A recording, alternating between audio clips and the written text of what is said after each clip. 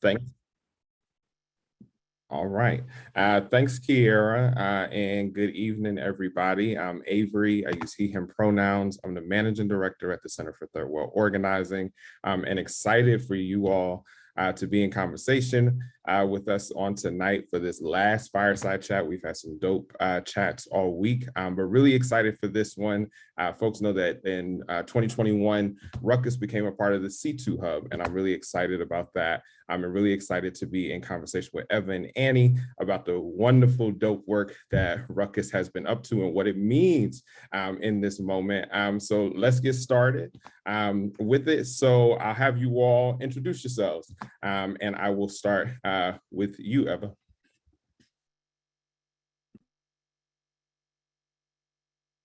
Hey, y'all, good evening. I hope y'all are doing well. Eva Cardenas, she, her, am residing in Muscogee land, originally from Mexico, Mexico City to be precise. Yeah, super excited to be here. I am doing the program coordinator role at Ruckus as staff. I've been on staff for 2016, whatever that was. I'm not good at math, but yeah, I've been also part of the network member for a hot minute too, since I think like 2011, 2012. So super excited to be here, and yeah, thank y'all for joining us. Annie? Gotta find that mute button. I'm Annie Danger. I live in San Francisco on unceded Ohlone land. I am here in my Texas studio, which I use the blur background on because it makes me look fake, which is fun, but I'm very real. I grew up in Albuquerque. I've been in the Bay for 22 years. That's my shortest answer. Cool. Thanks for that. So we're going to dig right on in, and we're going to start with something simple. And that's just, what is y'all favorite actions? Yeah, I'll start with Annie. Even though I saw you just go on mute, sorry. I'm just trying to be good so I don't make weird snorting noises when it's not the appropriate time for those. I tried to write a little bit about this. My favorite actions are the ones that are the directest. So like most recently, the third precinct is, I think, a very effective direct action. And during much of last year leading up to the election, it was more popular than either presidential candidate. And within that, all of those things, right? Like I have a whole show I made, I'm a performing artist, about why we should riot. That talks about some interviews I did with some people who were at the White Night Riot, which is when people burned down SF City Hall in a bunch of cop cars after they let off the guy who murdered Harvey Milk and Mayor Moscone. And then a personal favorite also is a couple of years ago, a friend and I organized a thing. Ooh, my sound is muzzled. Can you hear me any better now? We hear you good. Oh, great, cool. My sound is demuzzled. We had about 120 people dressed as just cartoon witches, and on Halloween at 5 p.m., which was like a Tuesday that year, we swarmed San Francisco City Hall, and for about 2 hours we could do absolutely whatever we want. And we had people with like actual potions, and we just gave them, we were just like, here's a paintbrush and a jug of Crete fluid, go paint hexes on the walls. And you know, like we like hexed all the entryways and exit ways and went up and had Janetta from TGIJP like hexing the sheriff's office and the door to the sheriff's office. And every time the sheriff's on site, who were completely startled and did not know what to do, would ask for anything, we would cackle at them, and I can cackle very loud. It was our space completely for 2 hours. It was a really special feeling. Love it, love it, love it. Eva? Yeah, those are great. I mean, I've also was thinking a lot about having a favorite action, and I have many. Like I feel like, you know, the way that I was introduced to direct action was sort of seeing some of the work that Ruckus did in Arizona during the SB 1070 ban, which was like an anti-immigrant legislation bill, and it was just like a week of action that folks were just like popping off left and right. And that's sort of where I was like, yes, this is what I want to do. I love it. But in all honesty, any action where you see people become empowered, where you like see like folks come together, from just like having an idea as a community to like actually implementing it, designing it, and actually like just doing that shit. That's like really great, and something that I just like about direct action. But just because, you know, I also am from the South now, and really love one of the actions that we did here against the shut down ICE detention centers back in 2012, I want to say. And so this was one of the first actions that we did with undocumented folks who like actually were like, we want to like escalate to this point. So that continues to be one of my favorite actions here that I've been a part of. Dope. So in the introduction, as y'all start to introduce yourselves, you start to say, I started to hear like how long y'all been with Ruckus. So going in that a little bit more, because I know it was a question, like how did y'all get involved with Ruckus? Like what was y'all first interaction? Like how'd y'all get involved with the network? I can start. If that's cool. Yeah, so I met Ruckus back in 2010. I was a baby organizer at an immigrant rights organization. Shout out to GLAD for holding it down here in Georgia. And we obviously had seen SB 1070 happen. And, you know, Georgia had HB 87, Alabama was having HB 56. Like it was the South is oftentimes where folks try to try different legislation that's kind of fucked up. And so we met Sharon, Isaac, and a couple of other folks that are maybe on this call. And we did a series of trainings just around like direct action. We also did like a bunch of artwork. Art is one of the things that still holds down here in that organization at GLAR. Through like many of the trainings that we got from Ruckus, they do their own shirts now, and they like do beautiful banners. And so that's how I started to kind of know about Ruckus and kind of became involved as a student trainer. And just kind of wanted to like learn more skills. And then they talked about blockades, and I was like, what is that? And then they talked about blockades with equipment, and I was like, ooh, what is that? Tell me more. And so that's sort of how I started to like get to know Ruckus in this very like great way of organizing. And yeah, it's just fun to like hang out with people, talk shop, and then get some things rolling. So yeah, I first encountered Ruckus in like maybe 99, 2000. I had friends that were, like tree climbing, forest defending whites. And that was the era of Ruckus at that time. So I encountered Ruckus then, but then I didn't really do a lot in like direct interacting with Ruckus till I think 2018, when Gopal asked me to come to the Apocalypse camp and teach some self-defense.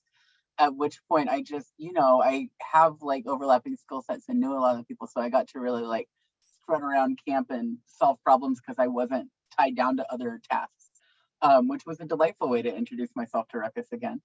Yeah, and since then I get to help train sometimes. It's super fun. Yeah. Dope. So Annie, you started to mention stuff around climate, right? And that being what Ruckus was known for. It is no secret that we are facing a major climate crisis that has been hitting the world for years, and it's hitting the United States very hard, right? Can you all tell me about what action has to do with climate change? And I'll pick it to anybody who wants to, go first. I'm not gonna call, when you feel called to answer it, come on and answer it. Well, I feel called to say what I said was climbers, which often isn't necessarily directly connected to climate change. It just is a whole weird action jock culture a lot of times. But as also a modern climb teacher, I will say that like the short answer is Ruckus just does a lot of supporting, like Ruckus doesn't have its own campaigns, right? So Ruckus has a lot of direct support for frontline communities, and you can't really be a frontline community right now if you're not also fighting climate change. And Ruckus does a lot of direct support for like native frontline communities. So of course there's a ton of climate crisis involved.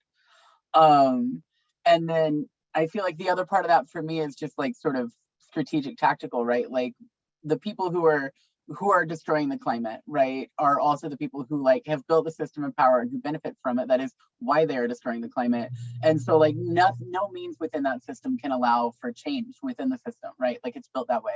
And for me, I think of direct action primarily as sort of a magnifier of people power.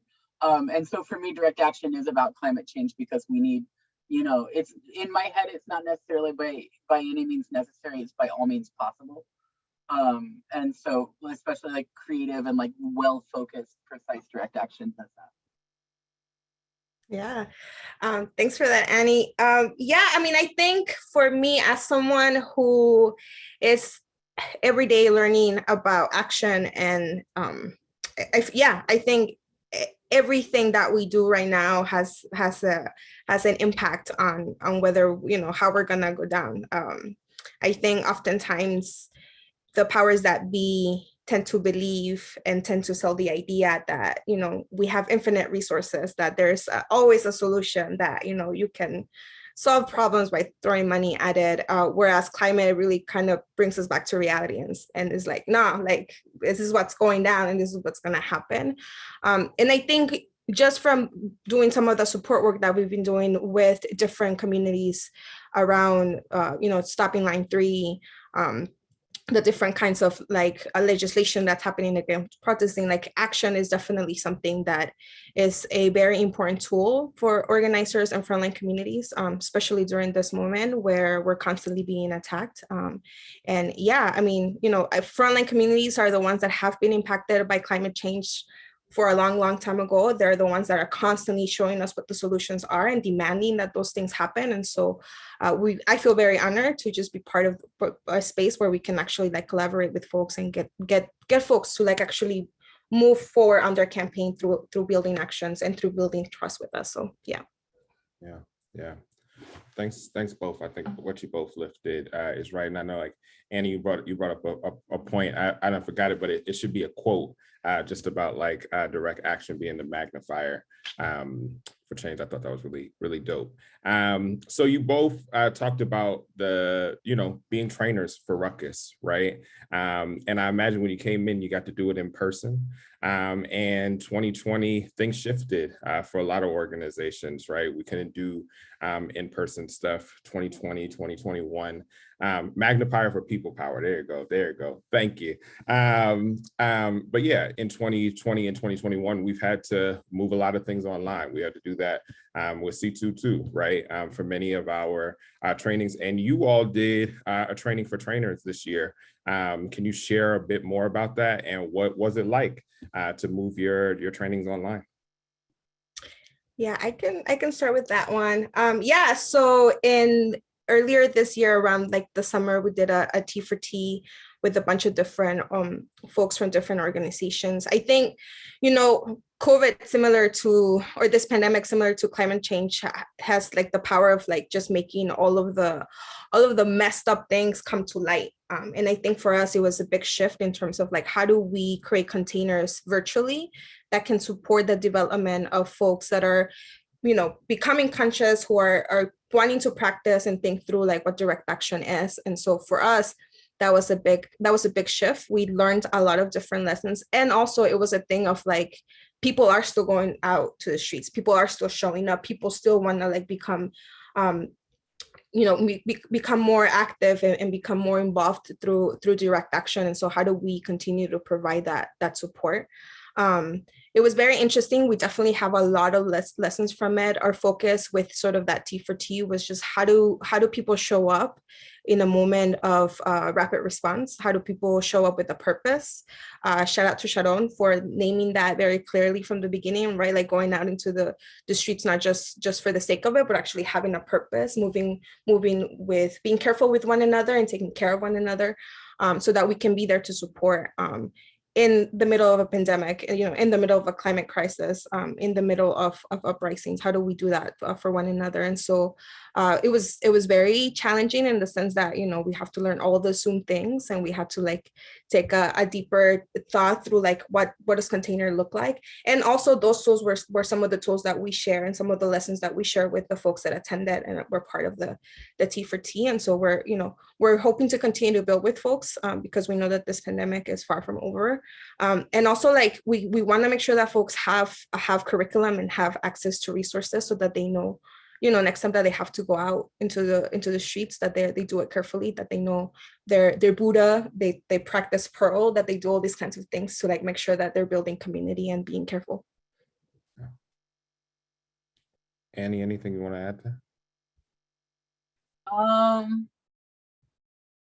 mean, I don't have anything to add about specifically the Ruckus trainings. I think in general, sometimes people who, those of us who've been at it for a little while are like, just throw together a training on anything. And I think to make a video training useful and engaging, you really have to get into your pedagogy in a way that I really think is good for us. Yeah. So I just want to appreciate that. Yeah. It's really important. I think especially time everybody's watching videos, everybody's zoomed out, right? Everybody has signed on to these webinars, and what makes something that like actually people want to like engage in, right? And not just turn it off and then turn your camera off too. It is really important at this moment too. So I'm gonna move to the next question, which is just with the rise in white supremacist violence and the role nonviolent direct action played in the election work, particularly last year. Can you all tell me about the role that you think direct action will take in the coming years? Do you want to go first, Annie? Do it either way. We just disclosure, we had gone through these just beforehand, Eva and I, to sort of like think through like what we had to say about it. And it's written down as nonviolent direct action, and I think that sometimes we sort of have to label it that for our safety. Yeah. But definitely in my understanding and in my own personal like interest, like Ruckus is really interested in being like, why are we playing with that framework? Like not saying like violence should happen, but saying like what gets labeled as violent and nonviolent is always weaponized against us. Yeah. And against like marginalized communities, and like in ways that are like about racism and about like all of these structural issues. And so really thinking about like, how can we talk about direct action that's just effective and direct? I think that if you think about, I like the term action logic, but it's just weird jargon. And like, for me, it means like, a tight action logic is something you could look at if a photo got on CNN, and no matter what they're saying about it, you can see in the photo exactly what the action is about and what it's doing and what it's saying, right? Like super tight action logic. And I feel like if you have good action logic, if you're making an effective action, then like you also sort of leave behind the need for that framework. And that said, like at some point for our own survival, we have to like sort of leave the excuses behind. So it just is worth questioning. We both decided we wanted to bring that in, right? Like, what is nonviolent? Nonviolent is only a weapon against us. Yeah. At this point. Yeah. And I mean, I think, we've obviously have seen how the fascists have become a little bit more emboldened in their attitudes and the ways that they, show up to the kinds of mobilizations that our people are in. And I think part of those lessons that we've learned is like, how are we being strategic? How are we being like careful? And how are we trying to be very clear with our actions about what we want and the possibilities in the world?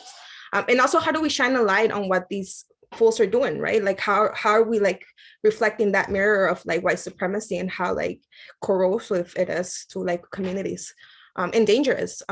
So I think, part of our community safety like trainings that we've been doing online, and like part of the work that we're sort of looking forward to is like thinking about having conversations with our frontline community folks and members around like what is strategic, what is creative, how are we keeping one another safe, and also how are we challenging this idea that like we have to protest in a specific way for it to be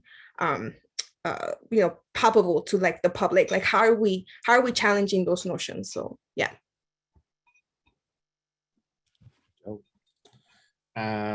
So what has a year like 2021 looked like after such a momentous year of action with millions of people in the street, on the street? What has that looked like for y'all? I mean, like a lot of work, a lot of lessons. I think we are, I think for me as someone who has been in organizing spaces for a while, have been able to sort of see like my growth and the growth of other folks. And so it's always very feeling like it gives you hope, and it also like takes some energy out of you at times. But I think it also provides that feeling that folks are ready, folks want to be involved, folks are looking for their different spots. And if we can support the development of that, if we can support people's growth in that way, if we can show people how to flex their muscle and how to like flex people power, like I'm here for it. So, it's a lot of oofs, ends, and let's take a nap and then let's bounce back, because that's what we can do at some point. Come on, I'm here for the naps. Take plenty naps. Yes. Annie, what about you? Oh, I mean, I feel like there's sort of a mix of activities going on, right? Like people needed a break after that, right? Like I was in groups in October being like, strategically, how long do we think till we have to defend people against roaming death squads that have appointed themselves? Like serious conversation, right? And so like when shitball Biden gets in office, we're just like, okay, like I actually have to breathe for a minute. Mm-hmm. And so I think there's a lot of breathing going on. And then I think there's a lot of people trying to figure out how to, like none of us thinks it's over. Right? Like we were all like, oh, this is like at best a plateau in the ascent of fascism. And so I think there's a lot of people scrambling, and scrambling while tired and scrambling with less support than maybe there was last year because of that. And so it's really challenging. It's a really weird time. And I imagine, and I know personally in my friend's life and in my life, like, there's just a lot of internal struggle around that, internal struggle around fear and guilt and whatever, like there's just a lot of, we're up against a lot and have been. So I think that's my answer about it. Yeah. So I'm gonna move into our last question. So we talked about 2021, but I'm gonna also encourage folks, like we want to hear, we got folks in here, right? So if you have questions, you can throw them in the chat. I'll open it up also if folks want to ask those questions. But we talked about 2021. We need a nap, right? We need to rejuvenate, take some rest to get back out there. And I think that's really important. But we're moving into 2022. So what dreams do you have for 2022? What excites you about the state of action in our movement in this moment? I can start it off if that's cool. I mean, I think, it feels like it was like 2018 and then 2019 and 2022 is here for some reason. Like what happened? Right.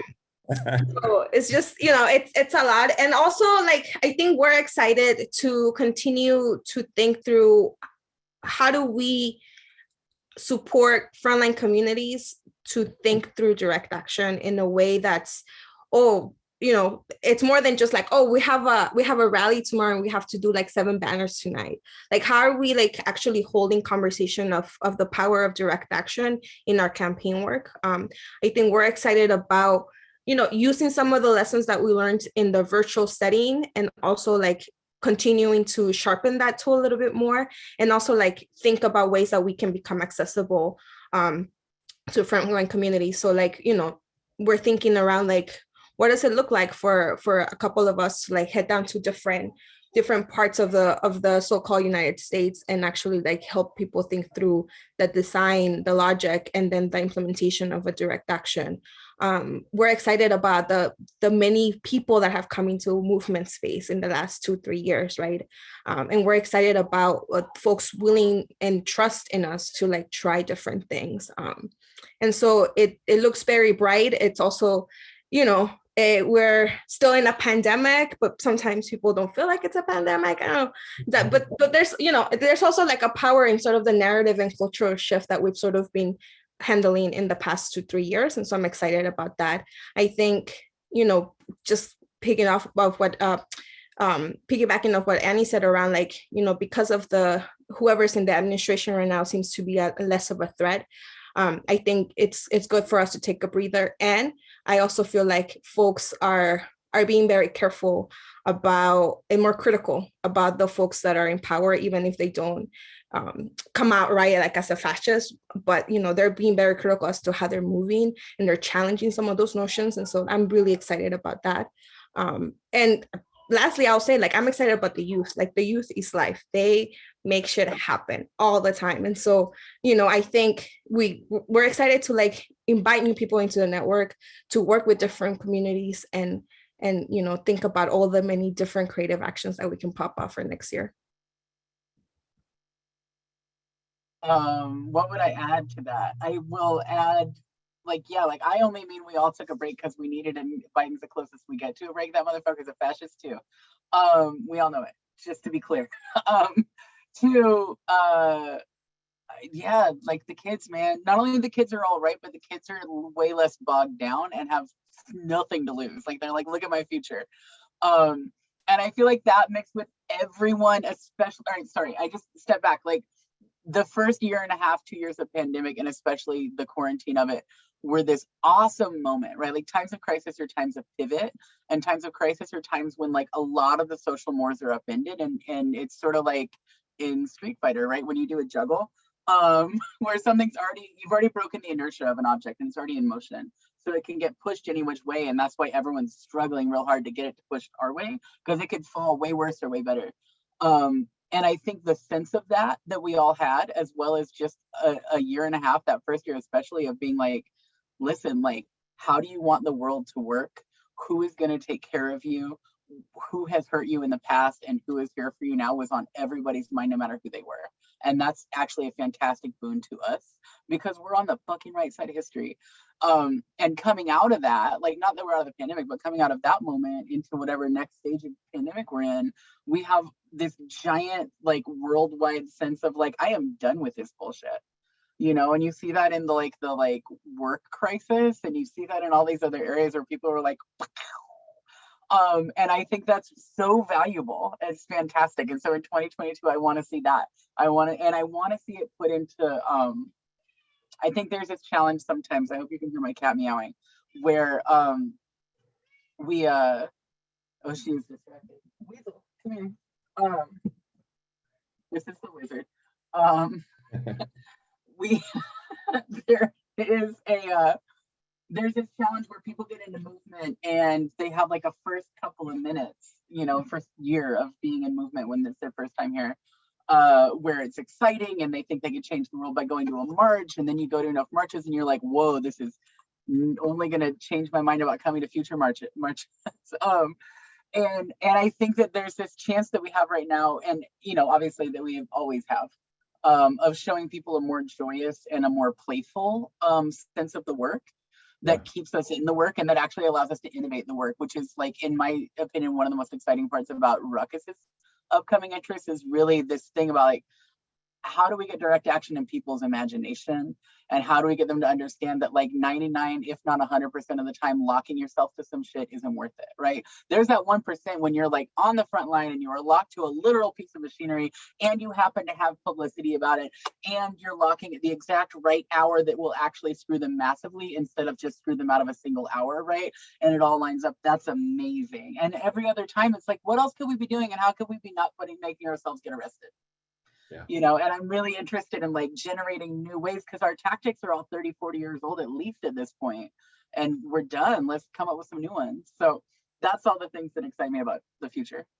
I love all the excitement. I love all the imagination. Yes, the youth shall lead us. Yes, we need new ways. I'm excited for all of it. And if all that's happening in 2022, come on, 2022, bring it.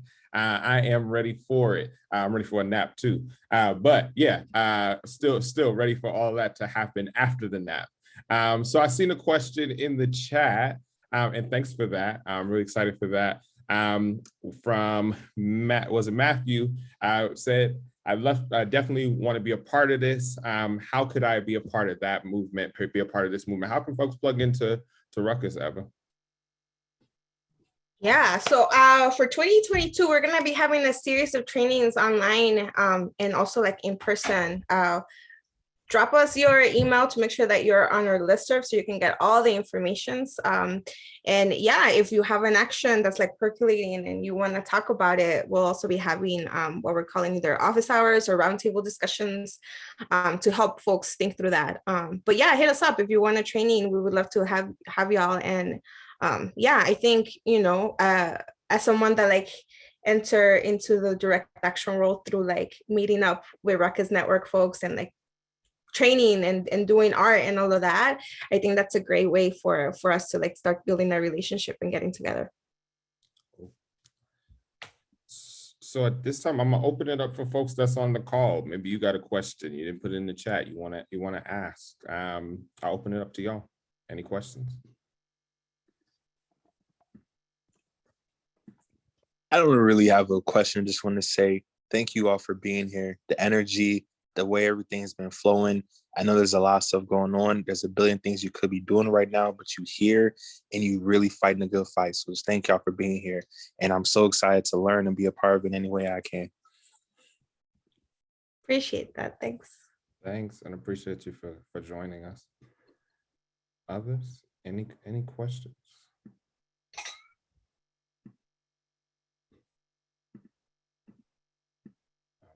I don't see that. I'm a Leo in case people had questions about that. Same.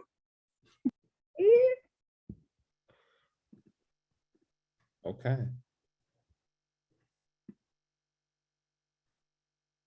All right, I see a question. What are y'all's community care practices? I can kind of share some, not that I follow them all the time, but I do think that especially before we go to an action, after we come to an action, grounding is important, right? Like grounding before you go there to make sure you know your role, make sure where we're at. And then obviously shit happens. And so coming back to a safe space, hydrating, grounding yourself, taking a nap, making sure that you're eating okay, making sure that you're checking in with the folks that you rolled with that day. That develops a lot of like self-care, but also like in community in terms of like taking care of one another. I think that's important.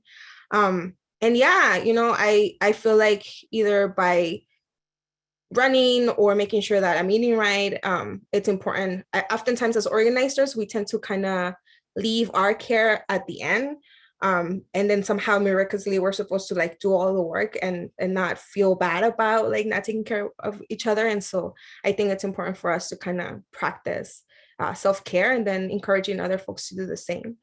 Yeah, and I think, you know, not shying away from conflict. Sometimes having those hard conversations can be a little bit challenging, and also they're important because this is how you build trust with people, and you want to have trust when you engage in direct action. So those are like the two that I can think of right now. Thanks for that, Eva. What about you, Annie? I would just add that dealing with conflict head on and dealing with it with integrity is also a security culture practice. Like for sure, is how we don't have as many of us in prison for life. I always bring food to meetings and to trainings that are in person at all. When an org has the ability that I'm training for, I ask them if they can send food money to people, which isn't the same as sharing food. I will always end a meeting on time or early if possible. I really make time to check in with people and with myself. I really try and make sure that there's room to laugh. You know, like if we're not laughing, if we're not making jokes the whole way, we're probably not getting through it very well. I feel like we have to remember that, like, although the issue is dire, that the issue of our survival is dire, like no one given action is, you know, and sometimes you got to call it or, you know, really tag out, and that's completely fine. I really make room for that. Those are some things I think about offhand. Yeah. Thanks for that. I can't add enough about the good food, right? Good food changes life. Everybody that knows me knows I'm a foodie. You know, even after an action, right? You gotta get me some good food. You know, one of the first actions that I even like came into contact with Ruckus with was when I was in BYP 100, and we did an action in Chicago. And when I got out, the first thing I had to have was some Harold's chicken. In Chicago, it is important to me, right? But yeah, good food, good meals, good enjoy, right? And then I think, you know, folks named around conflict, also like how we make sure we're not practicing liberalism, right? Is as we're moving head on, I think is also important in this moment. I've seen, and community care is also like, I think for me is like unplugging and watching Netflix, right? And yeah, all the good shows and binge watching, right, is important, and what I plan to be doing in the next 2 weeks, right, when I'm off. I seen a question that says, what are some ways you or resources that you turn to make spaces accessible to different folks and bodies, which I think is a really good question. I can try to take a shot at that one. I mean, I feel like, with sort of 2019, 2020, we obviously had to do virtual, and like that, we were a little bit more conscious and more what's the word I'm trying to look for? Sort of like in terms of prepping, of asking folks about their accessibility needs, whether it's like a language justice kind of framework, or whether it's like, do we need to have big font, or maybe not so many like off-white presentations, like all of those things. At least for me, it was new, like in terms of like thinking of. So I'm always asking. I feel like when you're in doubt about like what can make this training more accessible for you or more helpful, like having that as a question, so that like at least we have a sense, and be clear about, well, maybe we can't have an interpreter for 7 different languages, but we can try to like figure out ways in which we can accommodate, and or think about how do we prepare for that.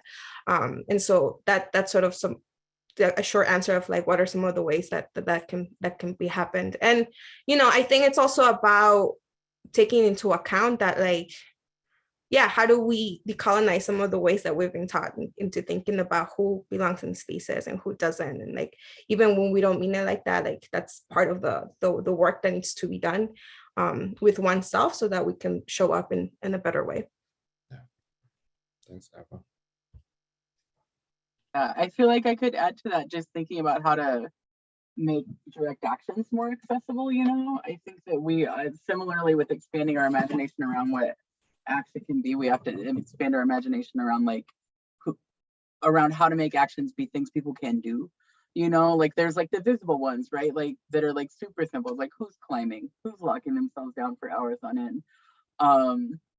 But there's these like subtle background ones too. It's like, who can go get arrested? Who can spend this time doing this? Who can come to the meetings in advance? Who can handle, like just all of the aspects of that involve how we physically put ourselves in the way of things. And I think that we only get stronger actions from planning in ways that allow more people to be involved.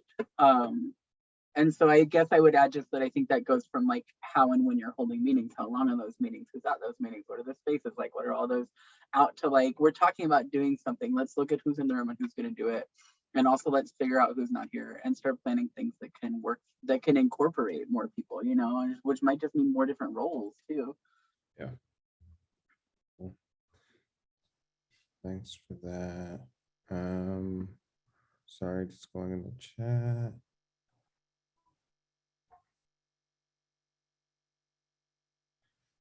So I see another question that says, so does Ruckus have a diversity and inclusion presence to make sure that there aren't any demographics that are left behind or being exploited or harmed? Can you say more about that question, Matthew? I'm not sure if I'm following. Is like are you asking if we have a practice around it, or?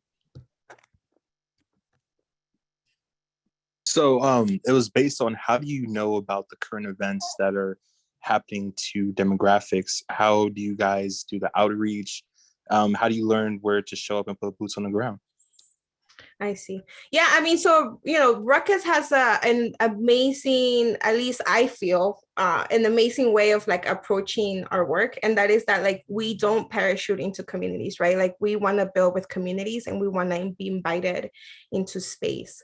And so I think for us, it's a lot about, continuing to provide trainings to like, that are open to the public. And also like we have had, because of the work that's been happening since Ruckus became Ruckus, we have long-standing relationships with people. And when folks are looking into engaging in action, that's when we get called in.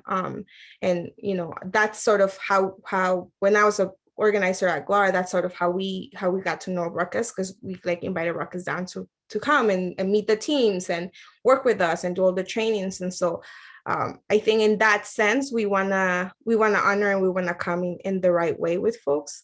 Obviously, we do keep in touch of what's happening in the news, and we know like when things are about to pop off, and we try to check in with the communities that we're working with, and just encouraging them, to like think through actions if that's something that they're thinking about, or provide resources if that's something that they request. But I hope that kind of answers the question in terms of like how we move and we show up to places. Thanks for that, Eva. I'm gonna do one last call for questions. You know, folks talked about making sure we ending on time. We're gonna make sure we end this fireside chat on time, right? As well. But yeah, open it up. Any last questions that folks maybe having here on this evening? All right. Well, I'm gonna start to move us to a close. I'm super appreciative to Evan and Annie for this dope conversation and for the questions that other folks have brought in for you all to be joining us. And for allowing me to facilitate, right? I wasn't the original facilitator, Chinyeti was, and she is super sad that she can't make it. She had an emergency, but so we're sending her lots of love. But yeah, Ruckus is up to some dope stuff. We heard them 2022 dreams, right? And we want to make sure that it all happens in 2022. But super excited. We asked like folks to, join us, right? Spread the good word, spread the good gossip about the dope work that's going on. And if folks can be a support, let's support that. But we need to go take a nap, y'all. And so in order to make that happen. Excited. Thank everybody for joining us this evening. Our first Fireside Chat. Kara, do you have anything you want to add? No. Thank you so much for joining us. We'll have several of these throughout 2022. So check your emails, check your social media. We'll be in touch publicly. Thank y'all so much. Thank you, everyone. Bye.